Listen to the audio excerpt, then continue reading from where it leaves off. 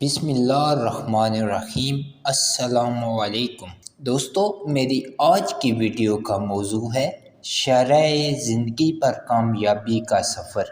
اس سے پہلے نئے دوستوں سے گزارش ہے کہ میرے چینل انفارمیشن کی دنیا کو سبسکرائب کریں اور ویڈیو کو لائک اور کمنٹس ضرور کریں۔ شکریہ دوستو۔ انسان پابند اور منظم زندگی جینے کا خواہاں ہے اور ہمیشہ خواہاں رکھا ہے، لیکن بہت کم لوگ ہیں جن کی یہ آرزویں پوری ہوتی ہیں۔ آرزو پوری کیوں نہیں ہوتی؟ اس کی کئی ایک وجوہات ہیں۔ ان میں سے سب سے بڑی وجہ اس مطلوب و محبوب زندگی کو جینے کے لیے صحیح رہنمائی کا فقدان ہے۔ دوستو، میری یہ ویڈیو بنانے کا مقصد تعمیر شخصیت ہے۔ وہ کون سی وجوہات ہیں جن کو اپنا کر انسان زندگی کے سفر میں کامیاب ہو سکتا ہے، اور وہ کون سے اصول ہیں جو انسان کی زندگی کو مکمل کرتے ہیں، یا جن اصولوں کو اپنا کر انسان اپنی شخصیت کو نکھار سکتا ہے۔ کامیاب زندگی گزارنے کی پہلی اکائی ہے مؤثر شخصیت۔ انسان کو اپنی زندگی میں کئی چیزیں متاثر کرتی ہیں۔ وہ ان چیزوں سے اثر لے کر سیکھ کر اپنی زندگی کو ترتیب دینے کی کوشش کرتا ہے۔ انسان خود کو دوسروں سے الگ و ممتاز کرنے کی کوششوں میں لگ جاتا ہے۔ وہ اپنے وجود سے دوسروں کو متاثر کرنے کی کوشش کرتا ہے۔ ظاہر سی بات ہے کہ دوسروں کو متاثر کرنے کے لیے اس کی شخصیت میں تفرد ہونا، بدلاؤ ہونا اس کے لیے ایک ضرورت بن جاتا ہے۔ تب جا کر ایک متوازن اور متاثر کن شخصیت وجود میں آتی ہے، اور انسان کے اندر چینج آتا ہے اور انسان کی شخصیت نکھر جاتی ہے۔ اس کے بعد دوسری چیز آتی ہے دوستو، فن گفتگو۔ انسان کو اللہ تعالیٰ نے بیان کی قوت سے سرفراز کر کے اپنی دیگر خلقت اور مخلوقات سے ممتاز بنا دیا ہے۔ بیان کرنے کی قوت، بولنے کی قوت انسان کا ایسا وصف ہے کہ اس کے ذریعے سے وہ کامیابی کی بلندیوں کو چھوتا ہے، اور اس کے توسط سے بعض اوقات وہ ذلت اور پستی کا شکار بھی ہو جاتا ہے۔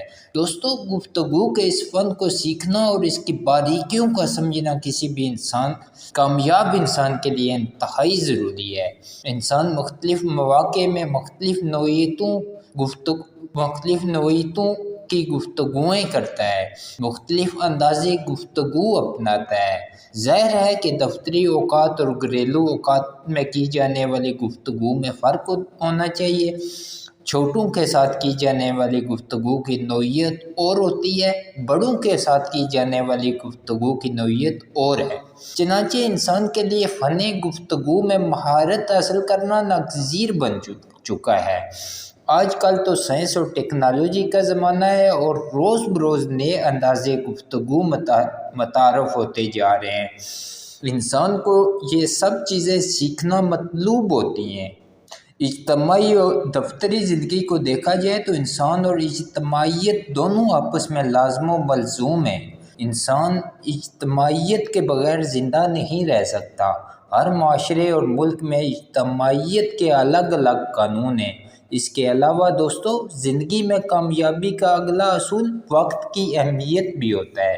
دوستو، وقت کی اہمیت کے اس موضوع کو اگرچہ ہم بچپن سے سنتے آ رہے ہیں، اور ہمیں اس سے اس قدر آگاہی و آشنائی بھی ہے، اور اس کے بنیادی اصول ہمیں یاد بھی ہوتے ہیں، لیکن مسئلہ صرف یہ ہے کہ اس کی ہماری زندگی میں عملی تنقید ہوتی ہے۔ عملی تنقید کا مسئلہ ہے۔ ہم میں سے اکثر اگر اپنی انفرادی و اجتماعی زندگی پر نظر دوڑائیں تو جانیں گے کہ ہماری ذات سے وقت کی کس قدر بے حرمتی ہوتی ہے۔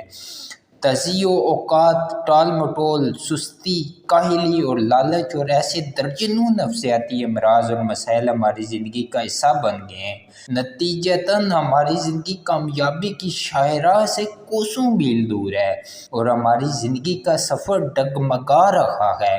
اس کے علاوہ دوستو، ہماری زندگی کی گاڑی کو روانی سے چلانے کے لیے انفرادی منصوبہ بندی اور کیریئر پلاننگ کی بھی ضرورت پڑتی ہے۔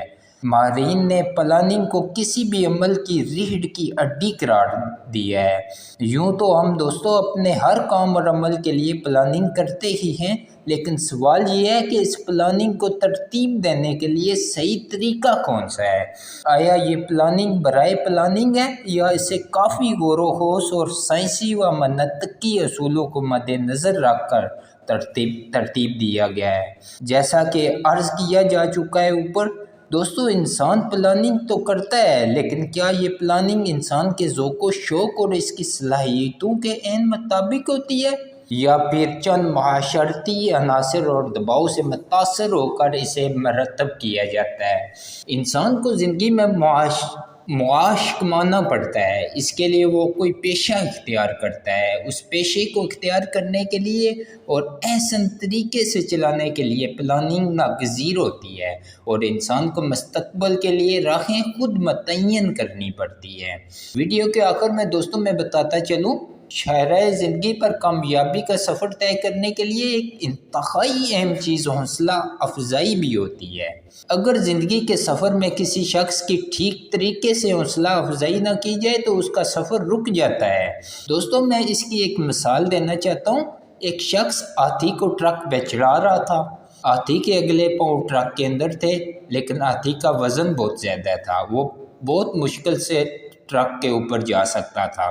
نیچے کھڑے ہوئے شخص نے اپنا ہاتھ ہاتھی کی پیٹھ پہ رکھا، جیسے وہ دھکیلنے کی کوشش کر رہا ہو، لیکن اس شخص کا ہاتھی کی پیٹھ پہ ہاتھ رکھنا صرف ہاتھی کو یقین دلانا تھا کہ کوئی میرے پیچھے بھی سہارا ہے، شاید وہ اپنے آپ کو آسانی سے ٹرک میں کھینچ لے۔ یہ حوصلہ افزائی کا عمل ہے۔ ہمارے درمیان بہت سے لوگ ایسے ہیں جن کی حوصلہ افزائی کرنے والا کوئی نہیں، جن کو یقین دلانے والا کوئی نہیں ہوتا کہ تم بھی کر سکتے ہو، کوئی تھپکی دینے والا نہیں ہوتا کہ تم بھی آگے بڑھ سکتے ہو۔ کسی کو کامیاب بنانے کے لیے بس کچھ الفاظ چاہیے، محبت کے ہوں، حوصلہ کے ہوں، یقین دلانے کے ہوں۔ شاہراہ زندگی پر کامیابی کا سفر طے کرنے کے لیے کافی ہوتے ہیں، اور صرف ان چند الفاظ کی بہت بڑی طاقت ہوتی ہے جو انسان کے اندر آگے بڑھنے کا حوصلہ پیدا کر دیتے ہیں۔ خدا را اگر تم کسی کو مشکل میں ساتھ نہیں دے سکتے، سہارا نہیں بن سکتے، تو کسی کی مشکلات میں اضافہ بھی نہیں کریں، اور انسانیت کا تقاضا بھی یہی ہے۔ شکریہ۔